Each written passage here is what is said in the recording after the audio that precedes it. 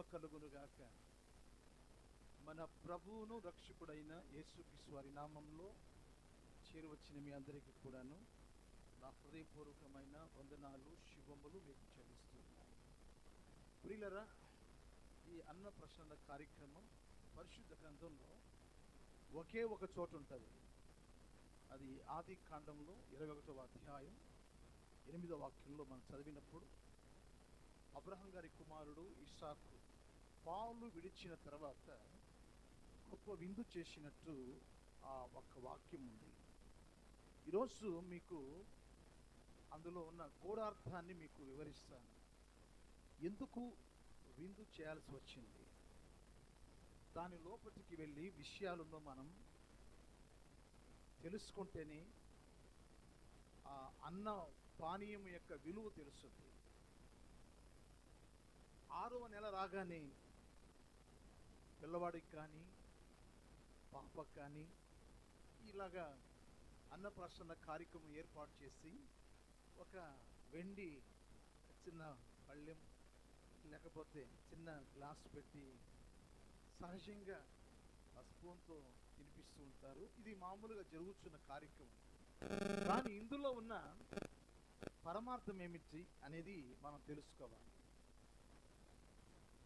6వ నెల నుంచి ఎవరైనా సరే ఆ బిడ్డ ఎదుగుదల ప్రారంభమవుతుంది. 6వ నెలలోనే ఎందుకు ఆహారాన్ని తినిపిస్తారు, ఎందుకు ఆహారం ఇంత ప్రాముఖ్యమైనది,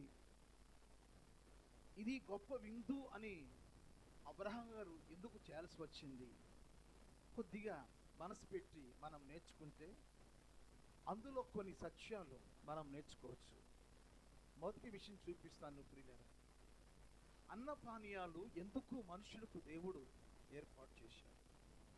శిష్యులకు పాలు, కానీ శిశు దశ అయిన తర్వాత బాల్య దశలోకి వెళ్ళేటప్పుడు అన్నపానీయము వారికి ఇస్తారు. ఈ అన్నపానీయం యొక్క ప్రాముఖ్యత, అందులో ఉన్న ఆత్మీయ సత్యం, అందులో ఉన్న పరమార్థం మనం తెలుసుకుందాం. ఒకసారి ప్రసంగి గ్రంథంలోకి వెళ్ళి మనం 3వ అధ్యాయం 13వ వాక్యాన్ని మనము చదివినప్పుడు అక్కడ ఉన్న మాట ఏంటంటే, దేవుడు మనుషులకు అన్నపానీయము ఎందుకు ఏర్పాటు చేశాడు అంటే, అక్కడ ఉన్న మాట, మరియు ప్రతివాడు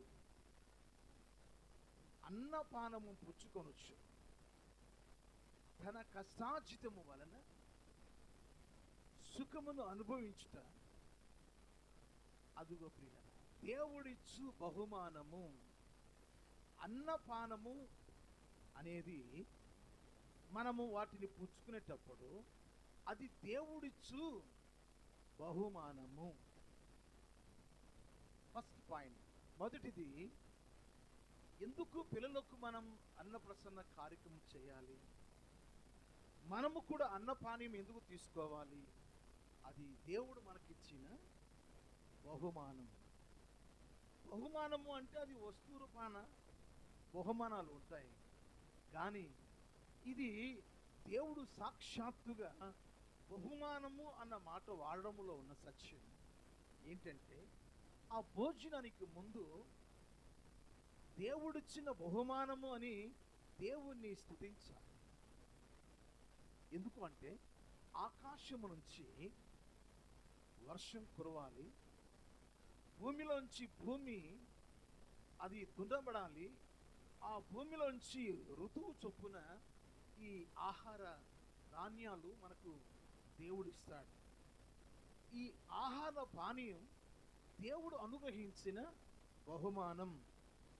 ఆ సంగతిని మనం మన జీవితంలో మర్చిపోకూడదు. ఇక్కడ మీకు ఒక సంగతి చెప్తాను. ప్రసంగి గ్రంథం 2వ అధ్యాయం 24, 25 వచనాలు మీరు చదివితే, అన్నపానములు పుచ్చుట కంటేను తన కష్టార్జితము చేత సుఖపడుట కంటేను నరునికి మేలుకరమైనది ఏది కూడా లేదు, దీనికి మించిన మేలు లేదట. ఇది దేవుని వలన కలిగినది నేను తెలుసుకున్నాను. సొలొమోను మహారాజు తెలుసుకున్న సత్యం ఏమిటంటే, ఈ ఆహారము తీసుకోవడం, ఈ పానీయము తీసుకోవడం అన్నిటికంటే అది మేలుకరమైనది, అది సంతోషకరమైనది, అది దేవుడిచ్చిన బహుమానమని నేను తెలుసుకున్నాను. చాలామంది ఎక్కడంటే అక్కడ కూర్చొని తినేస్తూ ఉంటారు. దానికి ఒక గౌరవము, భోజనానికి ఒక గౌరవం, మర్యాద ఇవ్వడానికి అది దేవుడిచ్చిన బహుమానం అన్న సంగతి మర్చిపోకూడదు. ఆ 25 వాక్యం కూడా చూడండి అమ్మా. ఆయన సెలవు లేకుండా ఎవడు భోజనము చేసి సంతోషించుట అది ఎవరికి సాధ్యం? భోజనం చేసి ఆయన సెలవు లేకుండా భోజనము చేసి భుజించుట అది ఎవరికి సాధ్యం? దేవుని సెలవు లేకుండా భోజన పదార్థాలు మనుషులు తీసుకోలేరు. ఒకసారి భోజనం ఇలా తీసుకున్నప్పుడు దేవుని సెలవు ఉంటేనే ఆ భోజనం 4 వేళ్ళు మన నోట్లోకి వెళ్తాయి. దాన్ని మనము గమనించాలి. అందుకోసము అది దేవుడు మనకు ఇచ్చిన అన్నపానీయము, అది బహుమానం, మనుషులకు దేవుడు ఇచ్చిన బహుమానం. ఎందుకు అబ్రహాం గారు ఎంత గొప్ప విందు చేయాల్సి వచ్చింది అంటే, దాని మీద మనసు పెడితే ఈ సత్యాలు మనం నేర్చుకుంటాం. అది బహుమానం. ఈ రాత్రి నా ప్రియ దేవుని పిల్లలు, దైవ సేవకులుగా మేము ఈ సంగతులు చెప్పుచున్నప్పుడు ఆయన సెలవు లేకుండా మనము ఎవరం కూడా భోజనము చేసి సంతోషించాలి. మీకు బాగా తీవ్రమైన జ్వరం వచ్చిందనుకోండి, బిర్యానీ పెట్టి తింటారా? తినలేం మనం. చక్కగా ఇలాగా ప్రత్యేకమైన కార్యక్రమం ఏర్పాటు చేసి మనకు భోజనాలు పెడతారు. మనకు అనారోగ్యంగా ఉంటే మనం తినగలుగుతామా? దేవుని సెలవు లేకుండా ఎవడు భోజనము చేసి సంతోషించాలి. అందుకనే ఇది దేవుడిచ్చిన అది బహుమానం అని తలంచి ఏం చేయాలంటే, దేవా ఈ భోజనాన్ని తీసుకోవడానికి నీవు కృప చూపావయ్యా, ఆహారం తీసుకోవడానికి నాయన నా ఎడలో కృప చూపావయ్యా అని దేవునిని మనం ఏం చేయాలి? మనం స్తుతించాలి. దేవుని ఏం చేయాలి? మనం స్తుతించాలి. ఈ రాత్రి ఒకసారి ఆలోచన చేయండి. కొంతమందికి ఆ వివరణ మీకు తెలియదు. భోజన పానీయము గురించిన ఆలోచన కొంతమందికి తెలియదు. అది దేవుడిచ్చిన బహుమానం. రెండవది, ఒకసారి ప్రసంగంధం 5వ అధ్యాయం 18వ వాక్యం ఒకసారి చదవండి. మరియు కోరదగినది గాను చూడముచ్చటైనది గాను నాకు కనబడినది ఏదనగా, దేవుడు తనకు నియమించిన ఆయుష్కాలం అంతయు, అది ఒకడు అన్నపానములు ఆయుష్కాలం అంతయు అన్నపానములు పుచ్చుకొనుట, తన కష్టార్జితం అంతటిలో సంతోషించుట,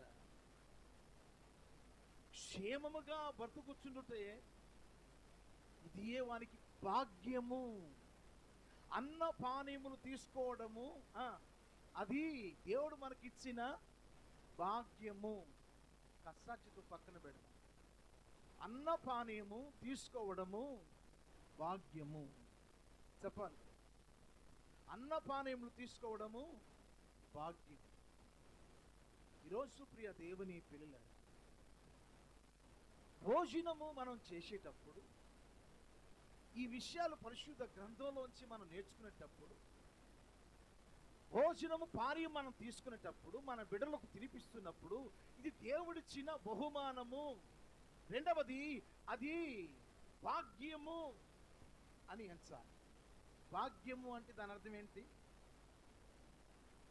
భాగ్యము అంటే అదొక ఆస్తి. ఆస్తిని భాగ్యము అంటారు. భాగ్యము అని చెప్పాడు కదా అని చెప్పేసి మన ఇష్టం వచ్చినట్టుగా భోజనం చేయకూడదు. కొంతమంది భోజన ప్రియులు ఉంటారు. ఇలాగా భోజన కార్యక్రమం ఉంటేనే కనబడతారు. భోజనాలు లేవనుకోండి అస్సలు పట్టించుకో. ఓ ప్రత్యేకమైన కూడిక ఏర్పాటు చేస్తే పలహారమేనా లేకపోతే భోజనాలు ఏమైనా ఉన్నాయా అంటారు. ఎందుకని? భోజన ప్రియులు. నేను మీకు చెప్తున్నాను ప్రియులు, దేవుడు మనకిచ్చిన భాగ్యమే, కానీ ఎంతవరకు దాన్ని భుజించాలో అంతవరకు మనం భుజించాలి. నేను చెప్పట్లేదు, వాక్యం చెప్తాను. సామెతల గ్రంథం 23వ అధ్యాయం 2వ వాక్యంలో మీరు చదివినప్పుడు, నీవు తిండిపోతూ అయిన ఎడల నీ గొంతుకు కత్తి పెట్టుకో అని ఉంది. కొంతమందికి 24 గంటలు తినడమే, అసలు గ్యాప్ కూడా ఉండదు. తినడమే వాళ్ళ పని. ఎందుకని? భాగ్యం కదండి, దేవుడు భాగ్యం ఇచ్చాడండి. తినడం, అన్నపానీలు తీసుకోవడం భాగ్యం అండి. అలాగా అక్కడ చూడండి, సామెతల గ్రంథం 23వ అధ్యాయంలో 21వ వాక్యం చూడండి. త్రాగుబోతులు, తిండిబోతులు, అది ఇది భాగ్యమని ఏం చేసి ఇష్టానుసారంగా మనం భోజనం చేయాలి. దానికి మిత ఆహారం తీసుకోవాలి. ఎంతంటే అంత క్వాంటిటీ తీసుకోకూడదు. కొంతమంది అదుపు ఉండదు. ఫాస్టింగ్, ఉపవాసం కూడి కంటే ఉపవాసం చేయలేరు వాళ్ళు. మేము ఉండలేకపోతున్నామండి అంటారు. ప్రియులారా, దేవుడు మానవుని జీవితానికి ఒకటి అన్నపానీయము బహుమానంగా ఇచ్చాడు. రెండవది భాగ్యంగా ఇచ్చాడు. మూడవది ప్రసంగి గ్రంథం 5వ అధ్యాయం 19వ వాక్యం చదవండి. మానవునికి అన్నపానీయము ఇచ్చే విషయంలో ఉన్న ఆత్మీయ సత్యం ఏంటి? చదవండి.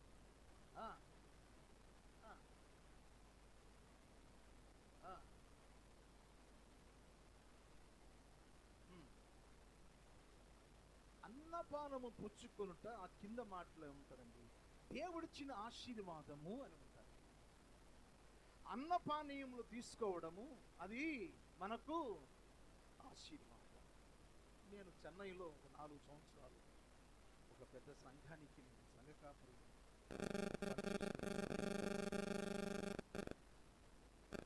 ఏ రోజు కూడా మందిరానికి రాడు. ఆయన పేరు కొండయ్య. బాగా స్థితిమంతుడు, ఆస్తిపరుడు. ఒకసారి నేను ఆంధ్రప్రదేశ్కి వచ్చిన తర్వాత పని మీద నేను ఆ గ్రామానికి వెళ్ళాను. చెన్నైలో వెళ్ళినప్పుడు ఆయన పడుకో ఉన్నాడు. ఏంటి బాగులేదు ఏంటని వెళ్ళాను. వెళ్ళిన తర్వాత ఆ ఇంటివారు చెప్తున్న విషయం ఏంటంటే, అయ్యా నీళ్లు పోసిన అన్నం పెట్టిన లోపలికి పోవట్లేదు, లోపలికి అన్నం పోవట్లేదు. నీళ్లు పోసినా అది రిటర్న్ వచ్చేస్తుంది. అన్నపానం పుచ్చుకోవడం అనేది చెప్పండి ఆశీర్వాదం. నా సొంత మాట నేను చెప్తున్నాను నేను. కాబట్టి ఈరోజు ఎప్పుడు వినని సంగతులు నీ వింటున్నా. మనుషులకు దేవుడు అన్నపానీయం ఎందుకు ఇచ్చాడు అంటే, ఒకటి బహుమానంగా ఇచ్చాడు, రెండవది భాగ్యంగా ఇచ్చాడు, మూడవది ఆశీర్వాదకరంగా నీకు అన్నపానీయం ఇచ్చాడు. ఇప్పుడు నేను అసలు పాయింట్స్కి వస్తున్నాను. అవి మనం తీసుకున్న తర్వాత ఏం జరుగుద్ది అనేది మీకు చెప్తాను. కొంతమంది కొంతమంది చేయకూడని పనులు చేస్తే ఏమంటారంటే, రే అన్నం తింటున్నావా, కడుపుకి ఏం తింటున్నావు అంటారు. అంటారా? అంటే దాని అర్థం ఏంటి? మీకు తెలియలే. అన్నం తిన్నవాడు ఎలా ఉంటాడు? ఆయన మనకు ఎలా ఇచ్చాడట? బహుమానంగా ఇచ్చాడు, భాగ్యంగా ఇచ్చాడు, ఆశీర్వాదకరంగా ఇచ్చాడు. అయితే ఇవి మనం పుచ్చుకునేటప్పుడు మన జీవితంలో జరగవలసిన 3 కార్యాలు. అన్నం తినేవాడికి ఆ, అన్నం తినేవాడికి ఏముండాలనేది నేను చెప్తాను. బైబిల్లో ఉన్నాయి. మనం ఎవరి దగ్గర వెళ్ళి అడుక్కోవాల్సిన పని లేదు. అందుకని క్రైస్తవులు అనేవాళ్ళు ప్రతిరోజు బైబిల్ చదవాలి. బైబిల్ చదవకపోతే తప్పు మార్గంలోకి వెళ్ళిపోతాం, చెడిపోతాం. అందుకని బైబిల్ వారు ఎవరైనప్పటికీ, హిందువు కానీ ముస్లిం కానీ ఎవరైనా సరే, పరిశుద్ధ గ్రంథం చదివితే మాత్రం వారి జీవితానికి ఎలా జీవించాలో మార్గం చూపించే గ్రంథం. చూద్దాం. మొదటిది, అన్నం తిన్న వాళ్ళు ఎలా ఉంటారంటే, చూడండి, హెబ్రీయులకు రాసిన పత్రిక 5వ అధ్యాయం 12వ వాక్యం చదవండి. ఏం చెప్తారు?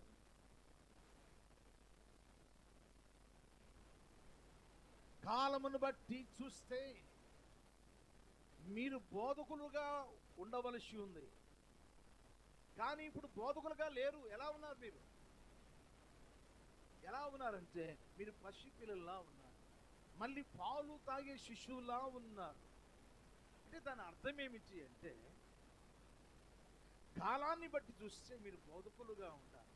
మీరు ఎలా ఉన్నారు అంటే పాలు తాగే స్థితిలో ఉన్నారు. కొంతమంది అన్నం ఆహారం తీసుకుంటారు, కానీ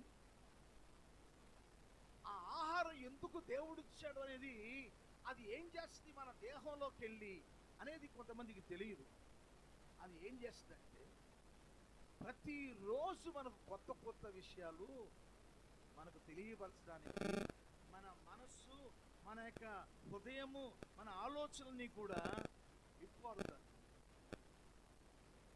ఎందుకమ్మా పెట్టేది అన్నం? మొదటి అన్నం ఎందుకు పెడతారు అనేది ఇప్పటికీ తెలియదు చాలా మంది. వాడు భూమి మీద బతకాలి అంటే తనకు తాను నేర్చుకోవాలి, తనకు తాను కొత్త విషయాలు నేర్చుకోవాలి. కాలాన్ని బట్టి చూస్తే మీరు బోధకులుగా ఉండాలి, కానీ మీరు ఎలా ఉన్నారు తెలుసా? పాలు తాగే స్థితిలోనే ఉన్నారు, శిశువులాగా ఉన్నారు మీరు. మళ్ళీ కొత్త కొత్తగా మళ్ళీ మొదటి విషయాలు చెప్పాల్సి వస్తుంది. భోజనం చేసే వాళ్ళకి ఎలా ఉంటుందంటే, ఆలోచించే జ్ఞానం, ఆ నాడులు ఆ యొక్క శరీరంలో అవి పనిచేస్తుంటాయి. బిడ్డ ఎదుగుతూ ఉంటాడు. బిడ్డ ఎదుగుతూ ఉంటే మీరు ఏమనుకుంటారంటే, పసివాడు కదా, వాడికి ఏం తెలియదు అని మీరు అనుకుంటారేమో. కానీ కాదు. నా పసితనంలో ఏమేమి విషయాలు జరిగినాయి ఇప్పుడు చెప్తాను, ఇప్పటికి చెప్తాను. వాడు పశువుడు కదా అని వాడి ముందు పెద్దవాళ్ళు మాట్లాడకూడదు. అక్కడే పొరపాటు చేస్తున్నారు మీరు. పిల్లలు కదా అని కొంతమంది భార్య భర్తలు ఇష్టానుసారంగా మాట్లాడేస్తుంటారు, అందుకని వాళ్ళు పాడైపోతారు. అన్నం తిన్న వాళ్ళు కాస్త ఎలా ఉండాలంటే, మంచిగా నేర్చుకునే స్థితిలో ఉండాలి. రోజు రోజుకి దేవుడు మంచి విషయాలు నేర్పిస్తూ ఉంటాడు. నేర్చుకో. అందుకని కడుపుకి అన్నం తింటున్నావా, ఏం తింటున్నావు అని పెద్దలు ఎందుకు అంటారంటే, అసలు మాట్లాడకూడని మాటలు మాట్లాడుతుంటారు. ఆవేశంతో కూడిన మాటలు, జ్ఞానము లేని మాటలు మాట్లాడుతూ ఉంటారు. అన్నం తినేవాళ్ళు అలా మాట్లాడు. దేవుడిచ్చిన బహుమానము, దేవుడిచ్చిన భాగ్యము, దేవుడిచ్చిన ఆశీర్వాదం అన్నం. అది తింటే మనము జ్ఞానంగా జీవిస్తాం. ఎలా జీవించాలో అది మన బిడ్డలకు మనం నేర్పించగలగాలి. అర్థమవుతుందండి? ఏదో కార్యక్రమం పెట్టేసుకున్నారు, తొందరగా అయ్యగారు ముగించేస్తే భోజనం పెట్టేసుకుంటారు, కొంతమంది మాట్లాడుతూ ఉంటారు. బైబిల్ ఒక మాట చూపిస్తాను చూడండి. రోమీయులకు రాసిన పత్రిక 14వ అధ్యాయం 20వ వాక్యాన్ని మీరు చదివితే అక్కడ ఉన్న మాట ఏంటంటే, భోజన నిమిత్తము దేవుని పనిని పాడు చేయకుడి. ఎవరు పెట్టమన్నారు మిమ్మల్ని భోజనాలు? సరే, వాక్యం చెప్పింది అక్కడ ఉండాలిగా. తొందరగా ముగించాలి. అక్కడ ఏముంది మరి చదవండి, తెలుగు వచ్చిన చదవండి అమ్మా. భోజన నిమిత్తము దేవుని పనిని పాడు చేయకుడి. అయ్యగారు అరగంటలో ముగించాలి, అయ్యగారు 15 నిమిషాలు ముగించాలి, అయ్యగారు 20 నిమిషాలు ముగించేసేయాలి. ఎవరు పెట్టుకోమన్నారు నీ భోజనాన్ని? అక్కడ ఏముంది? అక్కడ భోజన నిమిత్తం దేవుని పనిని పాడు చేయకూడదు. ఇంకా పైకి వెళ్దాం కొద్దిగా, 17వ వాక్యంలోకి వెళ్దాం. రోమిలకు రాసిన పత్రిక 14వ అధ్యాయం 17వ వాక్యం.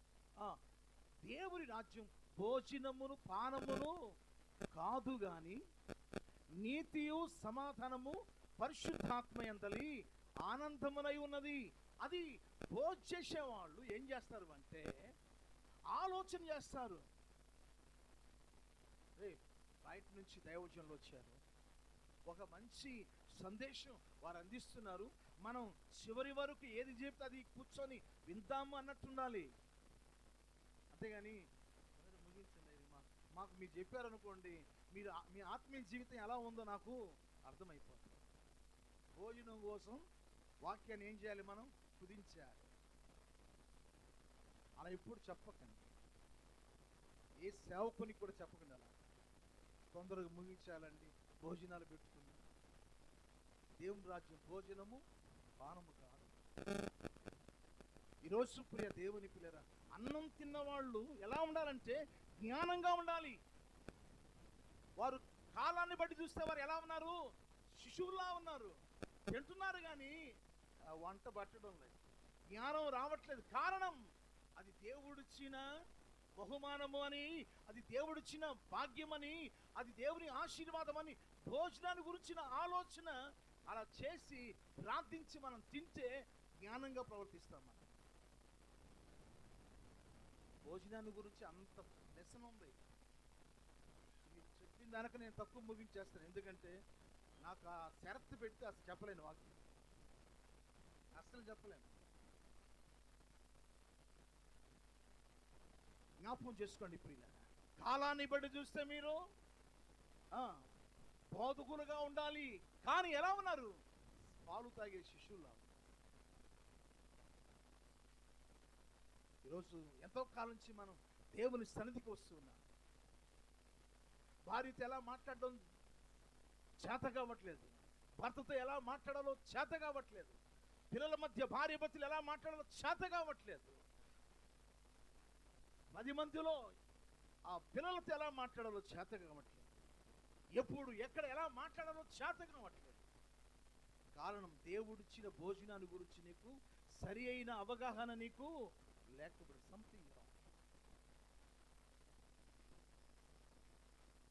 ఇది ఏ గ్రంథమో తెలుసా? మానవునికి మార్గం చూపే గ్రంథం ఇది. అర్థమవుతుంది కదండి? రెండో విషయంకి వస్తున్నా. హెబ్రీయులకు రాసిన పత్రిక 5వ అధ్యాయం 13వ వాక్యం చదవండి. అక్కడే మరియు పాలు త్రాగు ప్రతివాడు శిశువే కనుక నీతి వాక్య విషయంలో అనుభవం లేనివాడు. అంటే ఎందుకయ్యా భోజనం మనకు పెడతాడంటే, ఆ భోజన పదార్థాల్లో దేవుడు మనకిచ్చే తెలిపే సత్యం ఏమిటి అంటే, నీతి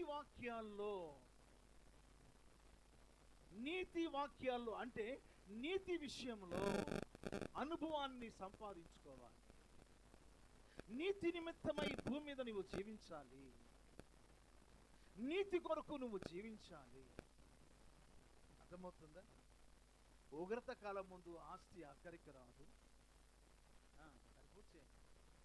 నీతి మరణం నుండి రక్షించు. ఈ ₹1,00,000 ఉందనుకోండి, అది నేను పరలోకానికి తీసుకెళ్తాను. నీతి పరలోకానికి తీసుకెళ్తాను. నీతి నిమిత్తమై ఆకలి తప్పులు గలవారు ధనులు పరలోక రాజ్యం. నా నిమిత్తం మనుషులు మిమ్మల్ని నిందించి హింసించి మీ మీద చెడ్డ మాటలు పలుకున్నప్పుడు మీరు ధనియులు పరలోక రాజ్యం, మీ ఫలం, ఆ ఫలం, ఆ రాజ్యంలో మీ ఫలం అధికమవుతుంది. అందుకని మొదట దేవుని రాజ్యమును నీతిని వెతకండి. నీతిగా జీవించడానికి భోజనం చేసేవాళ్ళు కాస్త ఆలోచించారు. నేను చేస్తున్న పని నీతిగా ఉందా లేదా ఆలోచించారు. ఎందుకు భోజనం నీకు ఇస్తున్నాడు, ఎందుకు భోజనం పెడుతున్నాడు అంటే నువ్వు నీతిగా బతకాలి. శిష్యువు నీతి కార్యముల్లో అనుభవం లేనివాడు. శిష్యువుకి తెలిసింది పాలు తాగడమే తెలుసు. కొంతమంది పెట్ట కథలకే అలవాటు అయిపోతారు. కథలు చెప్పి ఆ కథలలో నవ్వుకుంటూ ఉండిపోతారు. ఇలాగా ఒక సబ్జెక్టు బోధిస్తూ ఉంటే ఆసక్తి చూపలేదు. ఏంటో ఏదో చెప్తా ఉన్నాడు ఆయన, ఏటేటో చెప్తా ఉన్నాడు. కనుక శిష్యువు నీతి వాక్యాల్లో అనుభవం లేనివాడు. అంటే భోజనం చేసేవాడు నీతి కార్యాల్లో అనుభవం కలిగి ఉంటాడు. ఈరోజు ఎందుకయ్యా ఈ అన్నప్రసన్న కార్యక్రమం అంటే మన బిడ్డలకు ఎందుకు పెడుతున్నాం, మనం ఎందుకు తింటున్నామో అనేది మనం తెలుసుకొని వారికి భోజనం పెట్టేప్పుడు ప్రార్థన చేయాలి. ఆయన సెలవు లేకుండా ఎవడు భోజనం చేసి సంతోషించాడు. చివరిది పెట్టిన చెప్పేసి ప్రార్థన చేస్తాను. ఆ మూడవది ఏంటంటే హెబ్రీయులకు రాసిన పత్రికలో 5వ అధ్యాయం 14వ వాక్యం.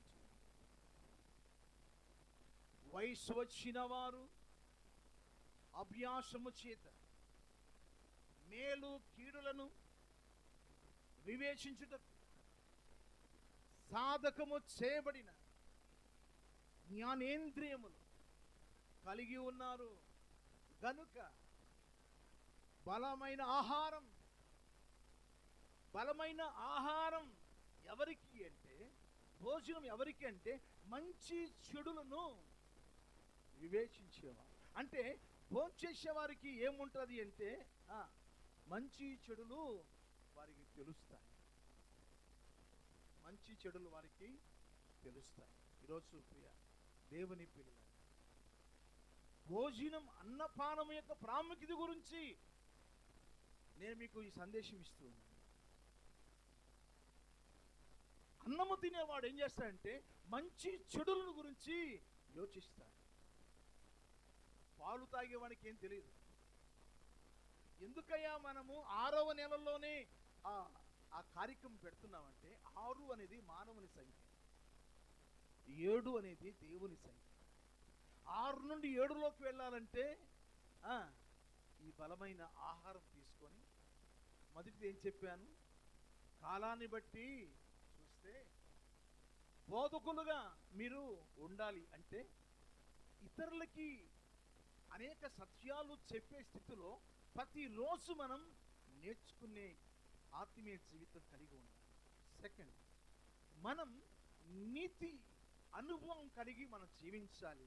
మూడవది, మంచి చెడులను మనం వివేచించే వారంగా మనం ఉండాలి. అందుకు భోజనం, అందుకు అన్నపానం. ఈరోజు ప్రియ దేవుని పిల్లలారా, దేవుడు ఎందుకు ఆయన అన్నపానం ఇచ్చాడో మీకు 3 విషయాలు మీకు చెప్పాను. దేవా, ఇంత వివరంగా నా కోసం తెలియపరిచాను. ఎప్పుడు వినలేదు ఈ సత్యాలు. ఈరోజు నీ దాసులను పంపించి నాకు ఈ సత్యాలు చెప్పాను. ఇక నుంచి నేను రోజు సత్యాలు నేర్చుకుంటాను, రోజు నీతి కొరకు జీవిస్తాను, రోజు మంచి చెడులను వివేచించి మంచి కొరకే, నీ కొరకే సాక్షిగా జీవిస్తాను. పిల్లరా, దాహము అనగా యేసు ప్రభువు వారికి ఏమిచ్చింది లోకం? చేదు ఇచ్చింది. అవును, ఎందుకు ఆయన దాహము అని అనవలసి వచ్చింది అంటే, తన జీవితంలో తన దప్పిక తీర్చుకునేది దేని ద్వారా అంటే, ప్రియ దేవుని పిల్లరా, మనం ఎప్పుడైతే ఆ చివరిలో నేను చెప్పాను చూశారా, ఆ 3 కార్యాలు మీరు చేస్తే ఆయన దప్పిక మీరు తీర్చినట్టే. శిష్యులు మధ్యాహ్న సమయంలో ఆయనకి భోజనం తీసుకురావడానికి వెళ్ళారు. ఆయన చూశాడు, భోజనం తేవడం చూపించడానికి వాళ్ళు ఏం తీసుకొచ్చారు చెప్పాలి? భోజనం తీసుకొచ్చారు. మీరు తీసుకువచ్చిన భోజనం అది కాదు. నేను తీసుకునే భోజనం ఏమిటంటే నా తండ్రి చిత్తము నెరవేర్చుకోవాలి. అది నా ఆహారం. అక్కడ సమరయ స్త్రీ తన పాపపు కుండను పగలగొట్టే కార్యములో ఉన్నాడు ఆయన. ఎప్పుడైతే ఆయన ఆ వాక్యం చెప్పాడు, వెంటనే ఆమె జీవితం మార్పులోనికి వచ్చింది. ఆమె చెప్పిన మాట, నేను చేసినవనియు నాతో చెప్పిన వానిని సుతురు రండి అని. తను రక్షణ పొందింది, అనేకులను రక్షణ పొందేటట్టు చేసింది. అది అన్నం తినేవారి కార్యాలు అలా ఉంటాయి. ఊరకని మందిరానికి రావడం పోవడం కాదు. నీవు చేయవలసిన పని ఏంటంటే, నువ్వు పొందుకున్న రక్షణ ఇతరులకు నువ్వు చేయాలి. ఏం చేయాలి? నువ్వు పొందుకున్న రక్షణ వారికి తెలియపరచాలి. ఆ రక్షణలో వారిని నడిపించాలి, వారిని తీసుకొని. ఊరకని అన్నప్రాసన రండి కార్యక్రమం జరిగేస్తుంది అని మీరు వచ్చేసారు. దానిలో ఉన్న అంతర్భావాన్ని పరిశుద్ధాత్మ దేవుడు మీకు బోధిస్తున్నాడు. ఈ రోజు నుంచే ఒక తీర్మానం తీసుకోండి. ఆయన ఇచ్చిన అన్నపానీయం అది ఒక బహుమానం అని, అది ఒక భాగ్యమని, అది ఆశీర్వాదమని, అది తీసుకున్న తర్వాత నేను దేవునిలో నేర్చుకుంటూ అనేకులకు నేను బోధకుడుగా ఉండాలి. మొదటి పాయింట్. రెండవది, నేను నీతిగా ఉండి అనేకులకు నీతి జీవితాన్ని నేర్పించాలి. థర్డ్,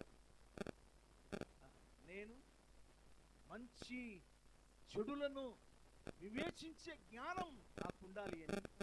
ఆ అనుభవంలో నీవు జీవిస్తూ అనేకులకు చెప్పాలంటే, ఒకసారి కోపం వచ్చినప్పుడు మనం తినేది అన్నంరా అంటాం. మనం ఎందుకన్నట్టు? పెద్దోళ్ళు ఎందుకన్నారు? మనం తినేది అన్నంరా,